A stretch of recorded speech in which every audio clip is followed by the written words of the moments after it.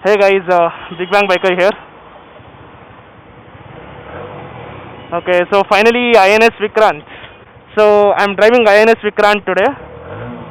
It's got a gruntier engine and the seating position is very nice and it's pretty upright.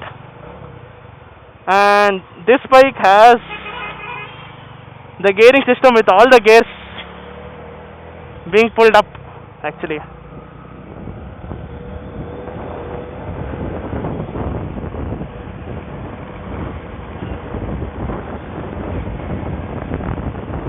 Pretty comfortable.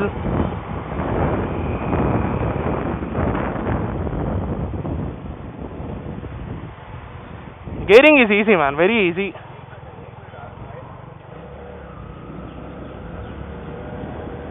Easy to turn.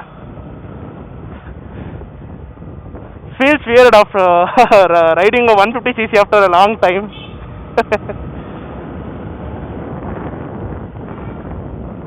Actually, I have a pillion now and he's quite comfortable sitting behind.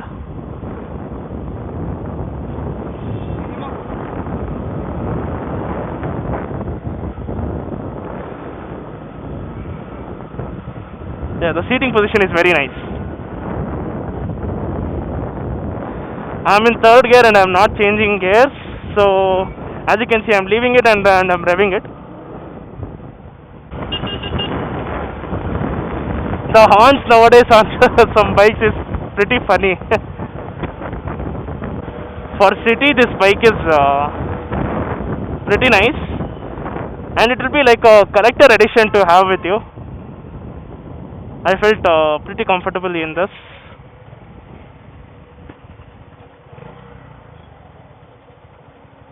The dampening can be increased a little because there is some vibration felt in the initial part of the rev range. Apart from that, the handlebar is very nice. The switch gear is really nice. It's very easy to use.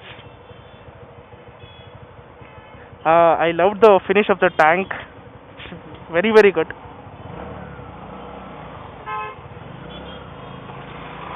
Has good turning radius also. I guess the bike is in reserve, that's why it's acting a little sketchy, but apart from that, it's very good. See, it easily pulls. Very good for a 150. INS Vikrant, you rock.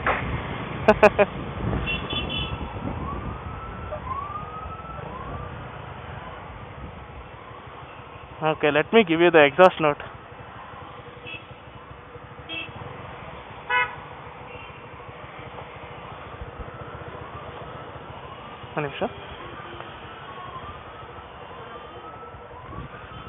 Okay, this is how the bike looks with the headlights and this one on. Let me rev the bike for you. As you can see, actually it's shaking a little, right? If they can work on the refinement and dampening, it will be very nice. Let's listen to the exhaust note.